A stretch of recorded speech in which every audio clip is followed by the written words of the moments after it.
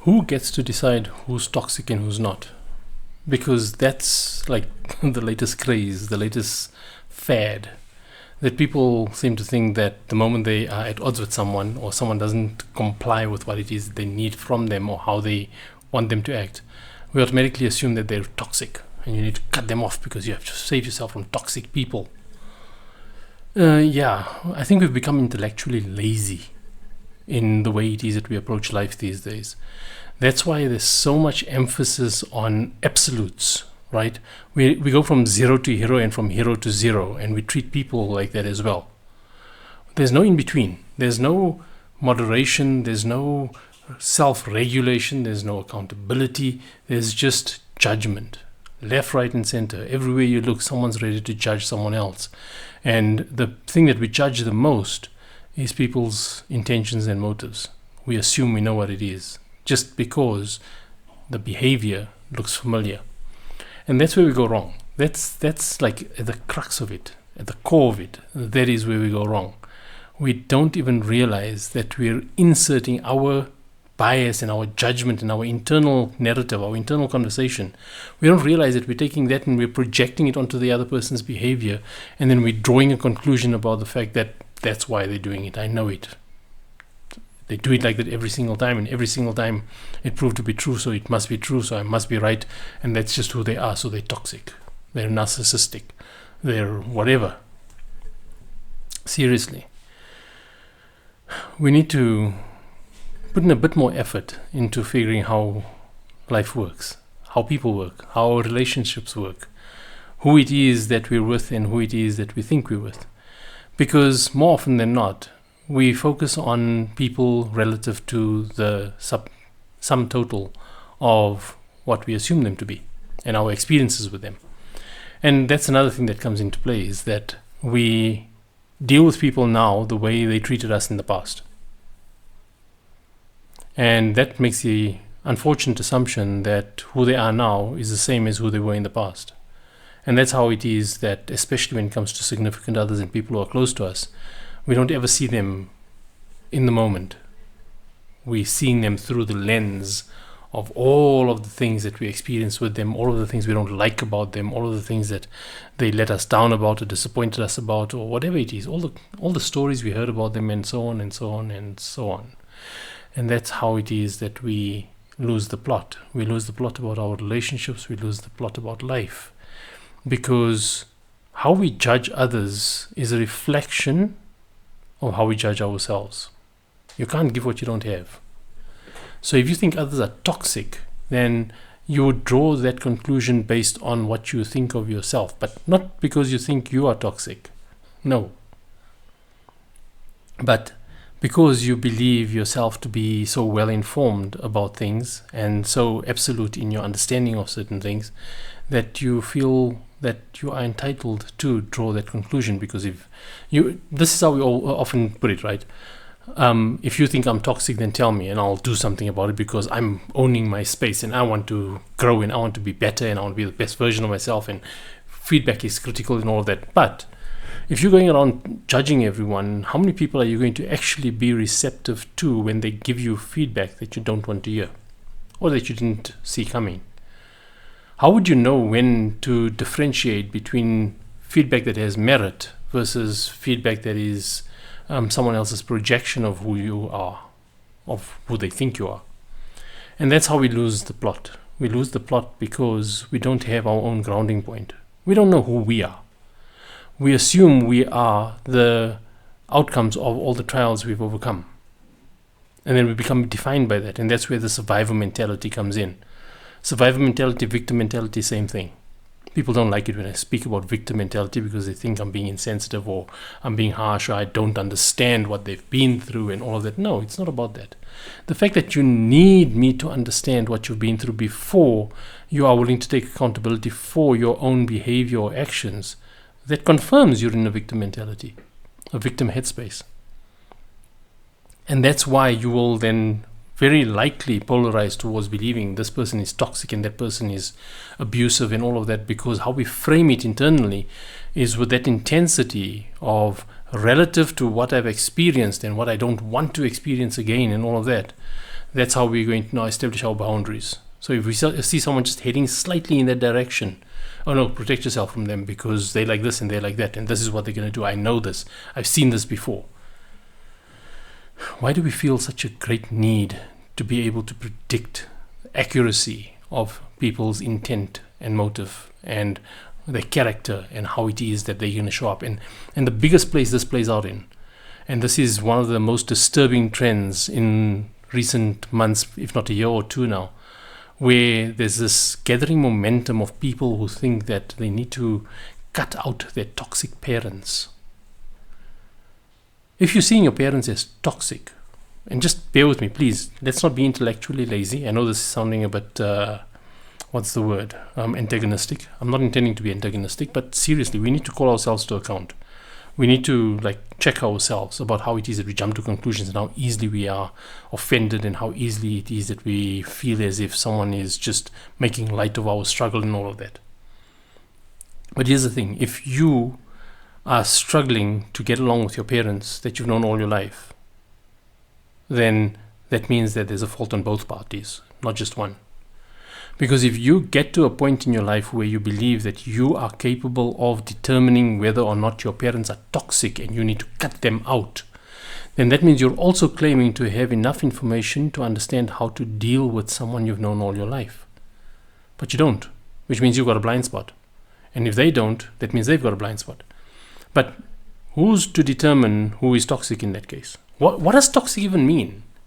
Because that's what I meant when I said earlier that we don't apply our minds. We are intellectually lazy. We go from one absolute to the other absolute and there's nothing in between. So if someone is unpleasant, in what circumstance are they unpleasant? Are they always unpleasant? No one is always unpleasant. And just because you might be exposed to a specific setting with them only, in which in that setting they're generally unpleasant, doesn't mean you know the entirety of their being. So you can't say you're a toxic person. You can just say in that setting, whenever we're dealing with it or whenever we're trying to do this, you're always unpleasant, or you're always like this, or you're always doing that spoils the mood. That doesn't make them toxic. Toxic is something that will kill you. No one's going to be killed because they're exposed to someone who appears toxic. And let's not play with words.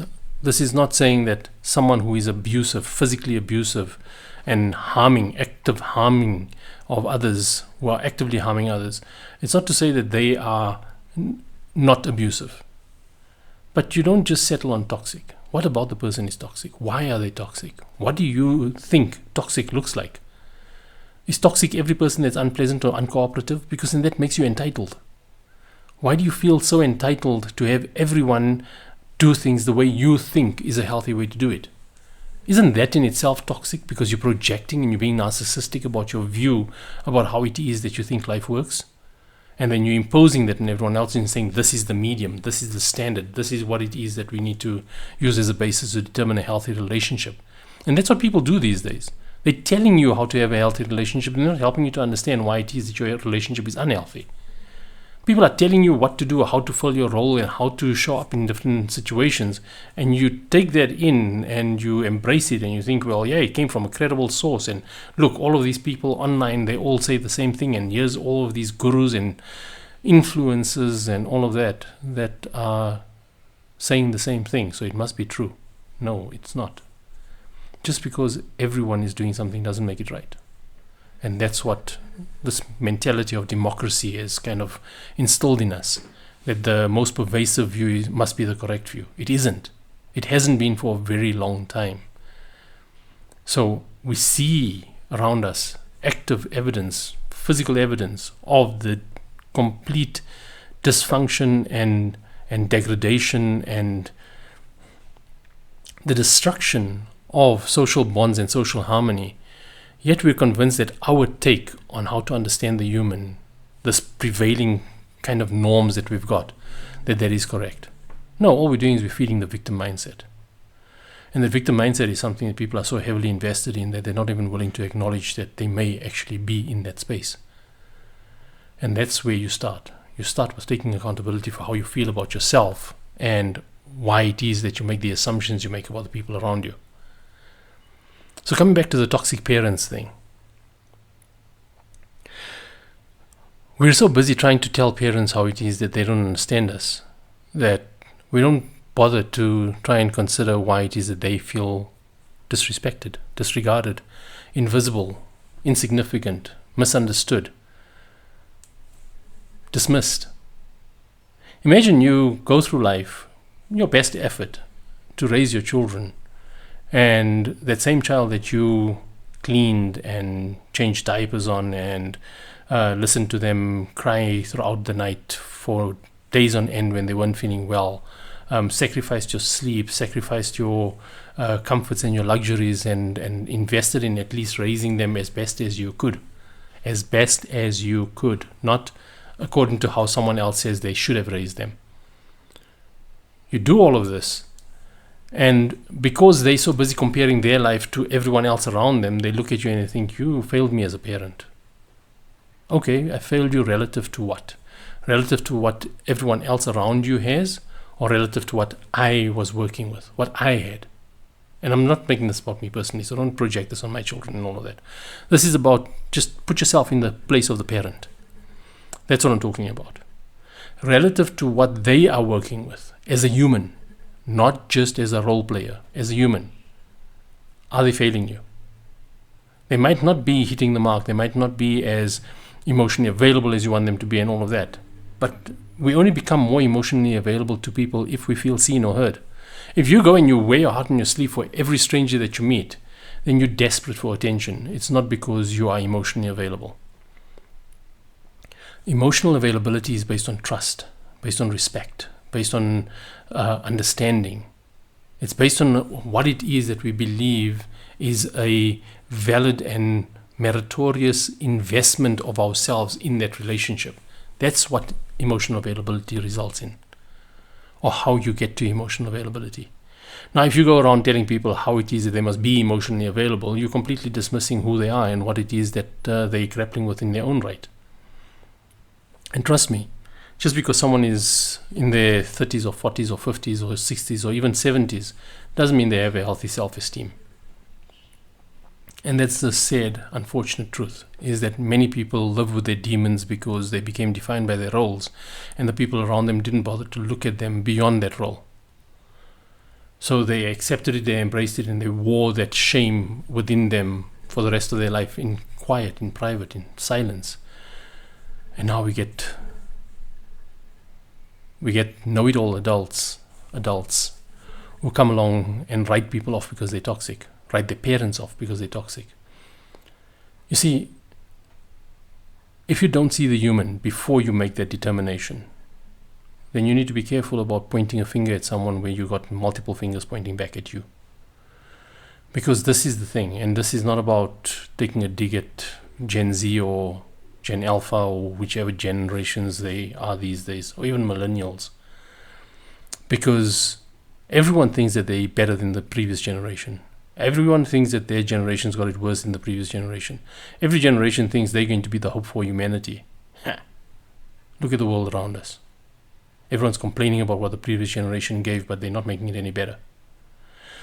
That's what happens when you're in a victim headspace. You automatically assume that you have merit that you haven't earned. You automatically assume that you know better because you were raised in a way that created an opportunity for you to be able to see things differently. And that's what we lose sight of. You know, with every single parent that I've ever worked with, there's one thing that's been consistently true.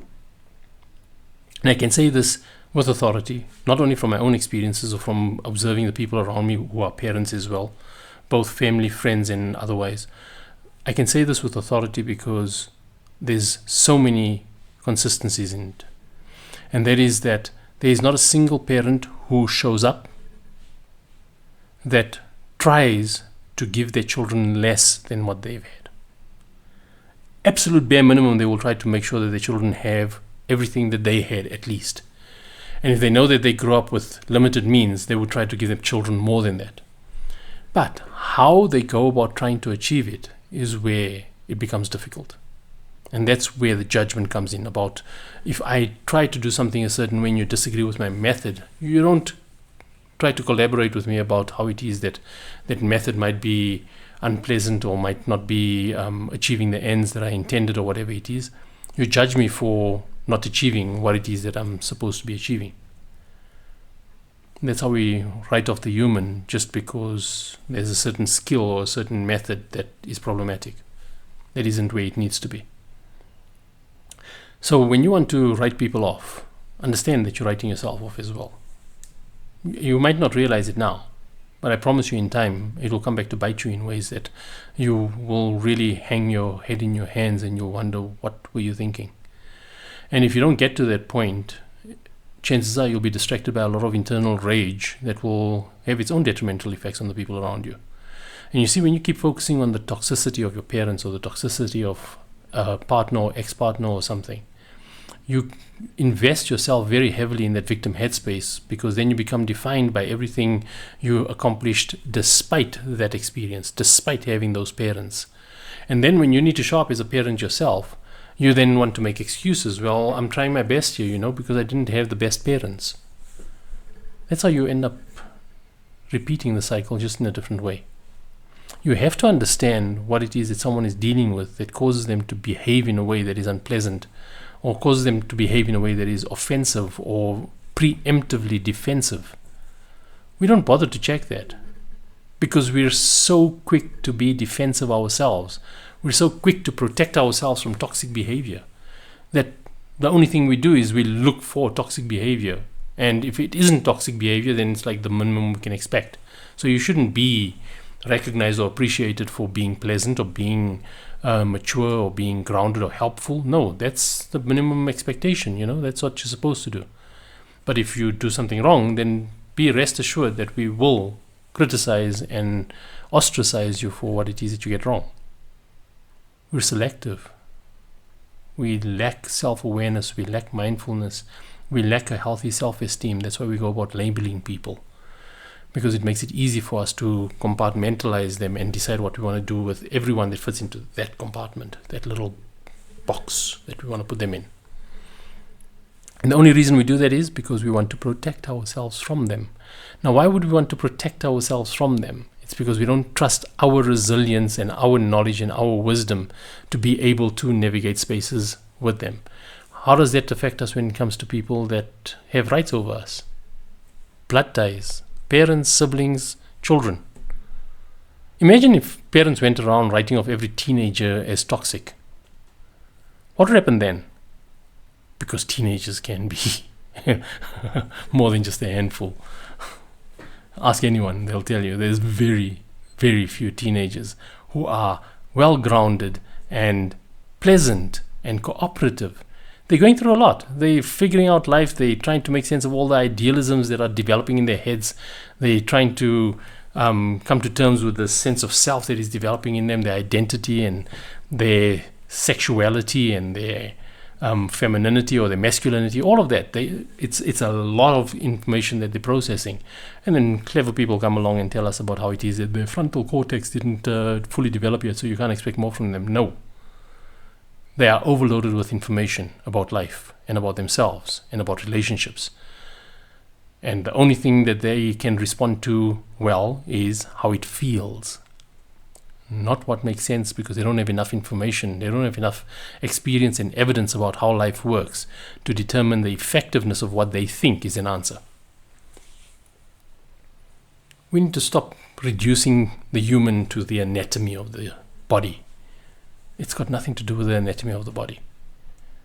Our greatest failings as humans has been when we tried to treat someone as if they were the sum total of their physical state. And that's why you get racism and classism and all of these isms, because it relies on physical tokens that we then connect with and use that as a means to determine the value of the human. And now we're doing it with anatomy, with biology. Come on. We're lazy. We are genuinely intellectually lazy, and we fill our heads up with useless information that misdirects us, and then we assume that we're well informed just because it's such complex information that we've acquired. I keep thinking about this example. It's like, with a car. I try to keep it simple. If I press the brakes on the car, I expect the car to stop. I don't, and if the car doesn't stop, I take it to someone who understands why the car is not stopping when I press the brakes. Every single person out there is not going to understand every single component of a braking system, especially in modern cars where that becomes very sophisticated and very complex. But there's a couple of simple things that need to be kept in mind when you're looking at that. So that's the kind of stuff that wisdom, understanding of that domain, allows you to be able to determine why. But when you press the brakes and it doesn't work, you know you need to do something about the brakes. You need to talk to someone who understands it. You need to recognize what is the consequences of it not working. You have to understand how it fits into what it is that you're trying to achieve relative to your mobility and wanting to get to a place, and how safely you can get there, and whether you're going to harm others or affect others in the process. That's what we don't consider. When we lose sight of something, when we struggle with something, we don't consider how it's impacting anyone else or who it is that we need to trust to help us through it. We become defensive because of our insecurities and our shame, and then we automatically assume that just because people know we are struggling, they must make excuses for us. They must make space for us. And if they don't, then they're toxic. Not us. Not us that's struggling with something that's preventing us from actually showing up for others the way they need us to show up for them. But no, because they know we're struggling, they must make excuses for us, and we must be given a free pass because, it's difficult. I've got anxiety, I've got depression, I've got whatever. So everyone else around me, they're not allowed to have anxiety or depression or whatever because they need to compensate for my anxiety and my depression and whatever it is that I'm experiencing. There's no accountability in how it is that we feel about ourselves, about life, because everyone is trying to give us reason to believe that the reason we feel this way is because of toxic parents and toxic partners and narcissists this and bipolar that. When are you going to claim agency, accountability over how you feel about yourself? You can be raised in an environment that doesn't establish a healthy sense of self. Totally get that. That can distort how it is that you believe a healthy relationship looks. I get that as well. But when you become of an age where you have agency, privilege, adult privilege, and you can make choices for what it is that you do or don't like if you want to get married or you want to get divorced and things like that. The moment you have that going for you, where you can make those choices, you become accountable for how well informed those choices are. And if it's not well informed, the consequences of it, you're accountable for that as well. You can't shrug it off and say, well, I'm sorry, sorry to hear about your problems because I just didn't know any better and I was trying my best, so don't take it personally. No, if you do something that causes long-term impact in someone's life, you can't just dismiss it as, I'm sorry, I made a mistake, and leave them to deal with it, and you just move on as if it was like a life lesson, so tough if I learned the lesson at someone else's expense. Where's the self-respect in that? What standard do you hold yourself to when you do something like that? And that's the problem. If you don't have a healthy grounding point, if you don't know who you are and what you're about, you're automatically going to focus on how it is that everyone needs to understand that you're just doing your best. And then you blame everyone else for not doing enough for you, for not showing up the way you need them to, for not listening when you told them 10 times over how it is that you needed them to understand or to do something or to be there for you. Everyone makes their life about themselves and they complain that they don't have anyone around them that understands them. You won't have anyone around you that understands you if your entire focus is on how it is that you need to be understood. Understand yourself and then be curious about trying to understand others. That's it. It's simple. Don't overcomplicate it. It's not about mental illness and chemical balances and all of that nonsense. It's a simple thing of taking accountability for your thoughts, for your actions, for the consequences of your bad decisions or your uninformed decisions or your good intentions that you didn't realize was completely misplaced because there was something you weren't aware of. Take accountability for it. That's what develops your self-esteem, is when you know that you actually own something and you made right what it is that you got wrong. But if you're avoiding the consequences of your behavior, then you already have a low self-esteem because you're avoiding the sense of inadequacy and the shame associated with getting something wrong. So you don't want people to judge you badly, so you make excuses and you go into defense mode and you try to convince them how it is that it's not your fault. That's the problem. And if anything is toxic, that would be toxic. but I don't subscribe to the toxic label. I don't subscribe to everything being abuse. Why? Because most of the accusations of abuse are subjective. There's certain abuses that are blatant. It's there. It's in your face. You can see the harshness. You can see the cruelty. You can see the impact of it. It's there. But majority of the accusations of abuse is because of people who just can't get their way with others. And this is going to be an extremely unpopular opinion. I know this. But it doesn't make it any less relevant. And if anyone takes exception to anything that I'm sharing, as always, don't just say you disagree and leave it at that. Don't just deconstruct, because this is another thing that happens. When you're in a victim headspace and you don't have a healthy self-esteem, you'll focus on deconstructing other people's thoughts and views and opinions, but you won't have something of value to offer in return. Why? Because you won't want to take a position on it, because there's a chance that your position could be faulty. So then you go all over online, social media, chat groups, whatever it is, social circles. And the only thing you focus on is how it is that you know what's the problem with everything. Where's the solution? And I think one of the things we should live by is that I don't have a right to keep finding fault with someone if I'm not going to also help them fix it. I don't have a right to keep emphasizing problems if I'm not part of the effort to find a solution. Simple. No mental health guru needed. Just keep it simple. Take accountability for who you are and for how you show up. And stop judging how others are not able to show up for you, because you don't realize what impact you have on them. Imagine a parent who is now written off as a toxic parent because some teenager got some nice influencer videos that and reels. I'm showing my age apparently by calling it a video, but getting the reels, and the reels are telling them how it is that, you know, this generation doesn't get it, and this is what a toxic person looks like, and this is what an abusive parent looks like, and all of that. And they use that as their source of wisdom, and they go and they write off the people that actually raise them to the point where they have the agency, they have the opportunity, they have the privilege to be able to find that content so that they can judge them about it. Where's the self-respect in that? Where's the gratitude? Where's the appreciation? Where's the realization of the fact that you're actually using the very person who enabled you to be able to do this is the person you're now judging because they're not showing up the way you think they should. They didn't give you the life you thought you deserved. We need to do better than this. We're sucking big time as humans these days. That's why you got idiots like that come into power, and I don't even have to say who that idiot is, because it's just beyond ludicrous, the kind of leaders that we have these days.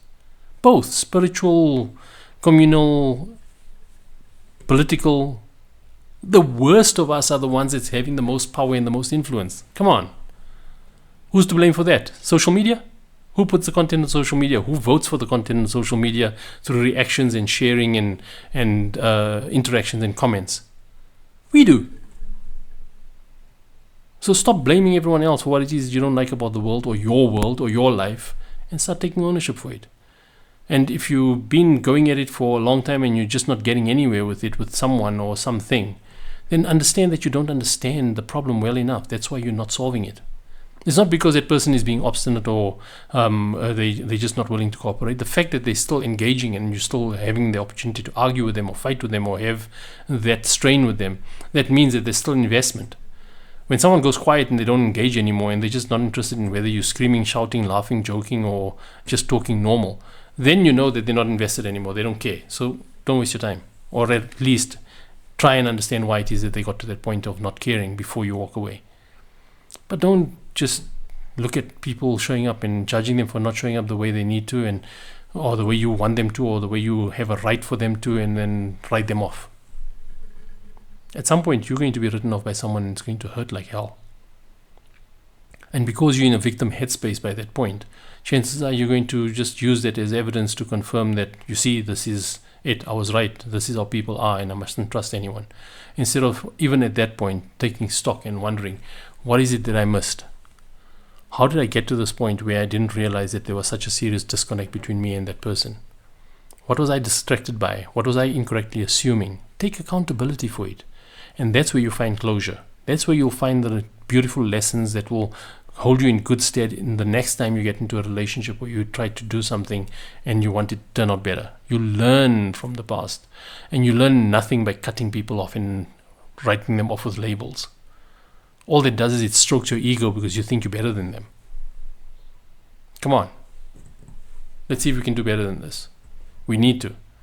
Because not just our lives and our futures are being completely screwed up because of it, but we're literally not doing our part in carrying the human race forward, carrying humanity forward. Just protesting and just talking about it is limited effect. You have to change who you are if you want to see change around you. You can't be the same person all your life and expect things around you to miraculously shift and align and fall into place because, you've manifested it. Or positive thinking is going to change how other people feel about you. No, it isn't. In fact, positive thinking is not even going to change how you feel about yourself. It's just going to keep emphasizing all the things that you need to positively think about because you don't like the reality of it. Be more substantial, be more serious than that, be more committed to life. Stop with this wishful thinking. Stop with these affirmations and trying to convince yourself of things that are not true. Be real.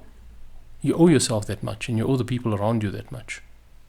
And maybe then, when we show up with accountability and we take responsibility for our poorly informed decisions and we do right by others, they'll have reason to feel respected, they'll have reason to feel appreciated and significant, and they will treat us like that in return.